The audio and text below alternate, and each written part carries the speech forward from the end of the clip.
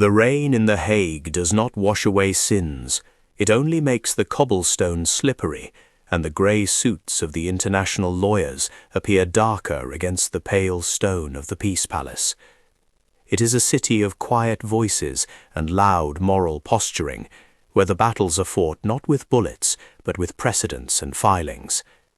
In this world, Julian Vance moved like a shark in a swimming pool full of goldfish. He was the perfect specimen of the modern saviour. He wore his righteousness as comfortably as his bespoke Italian wool coats. To the cameras, he was the champion of the downtrodden, the voice of the voiceless, the man who stood between the tyranny of state power and the fragile liberties of the individual. He spoke of human rights with a fervour that brought tears to the eyes of donors at charity galas in London and New York. But there is a specific kind of silence that surrounds a man who is lying, not just to the world, but to history. It is a silence that most people cannot hear because they are too busy applauding. But to those who listen for a living, to those whose profession is the cultivation of paranoia, that silence is as deafening as a scream. The suspicion did not begin with a grand revelation or a defecting cipher clerk. It began, as it almost always does in the intelligence world, with a discrepancy in the ledger of human behavior. It was the discrepancy between Vance's visible means and his operational reach. He ran a boutique firm, specializing in cases that paid in prestige rather than currency. He defended refugees, dissidents, and political prisoners, yet his travel manifest read like that of a multinational CEO. Private charters to Beirut, commercial first class to Dubai, extended layovers in Cyprus. The official narrative was that he was funded by anonymous philanthropists, concerned citizens who believed in the cause. It is a convenient fiction, one that allows society to sleep at night believing that goodness is self-sustaining. But goodness is expensive, and in the Middle East, goodness usually has a sponsor with a very long memory and very sharp teeth. The file on Vance landed on a desk in Tel Aviv, not with a thud, but with a whisper. It was a collection of observations that individually meant nothing. A dinner in Zurich with a trade attaché who had no business trading. A pattern of phone calls that lasted exactly 2 minutes and occurred only on Tuesdays. The analyst who flagged it was not looking for a spy. She was looking for money laundering trails linked to Hezbollah. What she found was a ghost. She noticed that whenever Vance took on a high-profile case involving an Iranian dissident, someone who had fled the regime and was seeking asylum in Europe, the outcome was curiously fatalistic. The asylum would be denied, the dissident would vanish, or in one tragic instance, a car accident in a tunnel outside Paris would render the legal defense moot. Vance would be there at the funeral, grieving beautifully, looking deeply pained by the injustice of the universe. The Mossad does not believe in the injustice of the universe. It believes in cause and effect. If the effect is dead dissidents, the cause is not bad luck. The operation to peel back the layers of Julian Vance's life was given a code name that sounded mundane, because the best operations are boring until they are deadly. They called it the Architect. The premise was simple.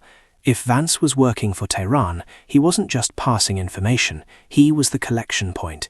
He was the honey trap disguised as a sanctuary. The dissidents came to him, trusting his reputation.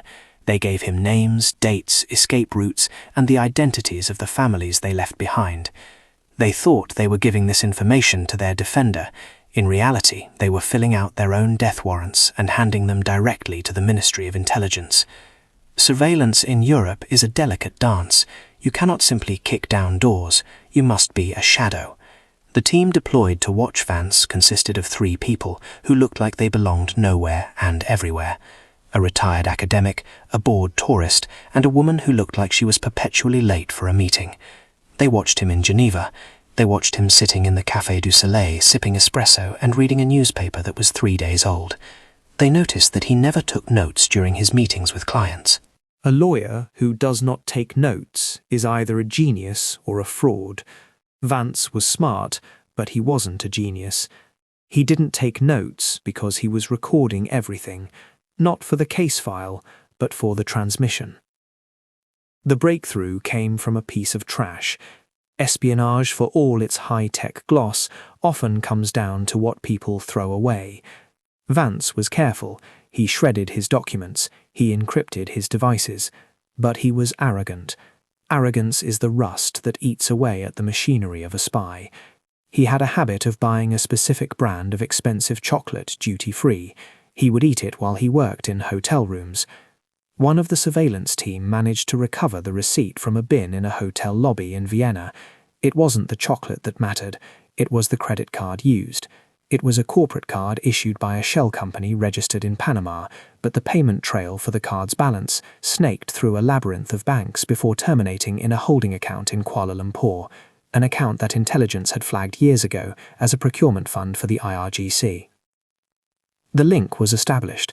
The human rights lawyer was on the payroll. But knowing is not enough. In the world of law, you need evidence. In the world of shadows, you need leverage, or you need to neutralize the threat without causing a diplomatic incident that sets the continent on fire. They couldn't just arrest him. He was a public figure. If the Mossad snatched a human rights lawyer off the street, the headlines would be catastrophic. The narrative would be spun instantly, the Zionist entity silencing a critic. The truth would be buried under an avalanche of outrage. No, the destruction of Julian Vance had to be absolute, and it had to be public, but not in the way he expected. They needed to make him toxic. They needed to turn his own camouflage against him. The plan shifted from observation to active engagement. They needed to catch him in the act of transmission. They needed to see the handoff. The opportunity presented itself in Brussels. Vance was there for a conference on the rights of political refugees. The irony was thick enough to choke on. He was scheduled to meet with a high-ranking contact, a man known to intelligence as the Courier. The Courier was not Iranian. He was a diplomat from a neutral country, a man who used his diplomatic pouch to move things that should not be moved. They were to meet in a park near the European Parliament. It was a classic brush pass, a newspaper exchanged, a briefcase swapped. It was the kind of tradecraft that belonged in the Cold War, but it persisted because it worked. It was offline. It was unhackable. The Mossad team set the stage. They didn't want to intercept the package. They wanted to document the betrayal. They positioned cameras with telephone lenses in the surrounding buildings. They had audio surveillance directed at the bench where Vance sat waiting. He looked calm. He checked his watch. He adjusted his cuff. He looked like a man waiting for a lover or a business partner. When the courier arrived, there were no handshakes, just a nod. They sat side by side. The conversation was brief. The audio pickup was difficult due to the wind and the traffic, but fragments came through. Vance was talking about a list of names of students in Tehran who had been organizing protests. He was selling them. He was trading their lives for the continued funding of his lavish lifestyle and the ego boost of being a player in the great game. The exchange happened. Vance handed over a USB drive concealed in a pack of cigarettes. The courier handed over an envelope. It was done. The team had the footage. They had the audio. They had the financial trail. Now came the execution, but not with a silenced pistol. The decision was made to dismantle him piece by piece. They would not arrest him. They would burn him. Intelligence agencies usually hoard secrets, but sometimes the most damaging thing you can do is tell the truth to the right people. The dossier was compiled. It contained the photos of the meeting in Brussels. It contained the bank transcripts showing the payments from the Kuala Lumpur front. It contained the names of the dissidents Vance had represented and the dates of their subsequent arrests or deaths in Iran. It was a map of blood and money. This dossier was not sent to the police. It was sent to the very organizations Vance claimed to represent. It was sent to the board of directors of his own firm. It was leaked to a journalist in London known for his tenacity and his hatred of hypocrisy. The morning the story broke, Vance was in Paris preparing for a television interview. He was in the makeup chair when his phone began to vibrate. It didn't stop. He ignored it at first, assuming it was praise or requests for his time. When he finally looked, the color drained from his face. The headline was simple and devastating. The text laid out the betrayal in forensic detail. It didn't scream, it just stated the facts. The reaction was immediate. The organizations that had feted him dropped him within hours. His accounts were frozen, not by the Mossad, but by the banks terrified of sanctions violations. The police in 3 countries opened investigations. Vance tried to run. He tried to make it to the airport to get on a flight to a country that didn't ask questions. But the world had shrunk. His face was on every screen. He was no longer the handsome crusader. He was the monster who sold the vulnerable to the butcher. He was detained at Charles de Gaulle Airport. There was no dramatic struggle. He just looked tired. He looked smaller. The suit didn't fit him as well as it used to. As he was led away in handcuffs, he scanned the crowd looking for someone. Maybe he was looking for his handlers, hoping for a rescue that would never come. Intelligence services do not rescue burned assets. They cut them loose. The interrogation was conducted by French authorities, but the questions they asked were shaped by the intelligence provided by Tel Aviv. Vance crumbled. Men like him are narcissists. They cannot handle the reality of a cell. They need the adoration of the crowd. Without it, they are nothing.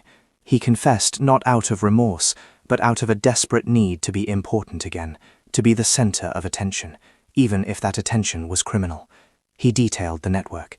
He gave up names of other assets, other couriers. He burned the network that had sustained him, in a final act of selfishness. The damage to the Iranian network in Europe was severe. Safe houses were abandoned, accounts were closed, operatives were recalled to Tehran to face angry superiors. The Mossad watched it all unfold from a distance. There was no victory lap. There were no medals handed out in secret ceremonies. The analyst who had first noticed the travel discrepancies simply closed the file and opened the next one. The world is full of Julian Vances. The enemy is patient and adaptable. For every head cut off, another grows. But for a moment, the fog had lifted. The cynical use of human rights as a cover for oppression had been exposed. It was a reminder that in the wilderness of mirrors, nothing is what it seems. The people who speak the loudest about virtue are often the ones with the most to hide. The operation was over. The silence returned to The Hague. The rain continued to fall, washing the pavement. But the stain of betrayal is something that does not wash out. It lingers in the memory of the betrayed. Vance sits in a cell now. He likely drafts appeals in his head, arguments that frame him as a victim of a grand conspiracy. He probably believes them. That is the nature of the spy who forgets which side of the mask is real. He became the role so fully that he forgot he was the villain. But the families of the dissidents he sold do not forget. The intelligence officers who track the threats do not forget.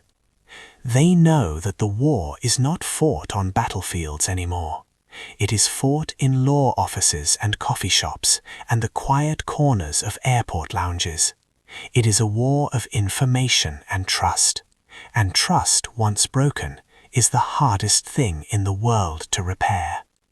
The silence returned to The Hague. The rain continued to fall, washing the pavement. But the stain of betrayal is something that does not wash out. It lingers in the memory of the betrayed.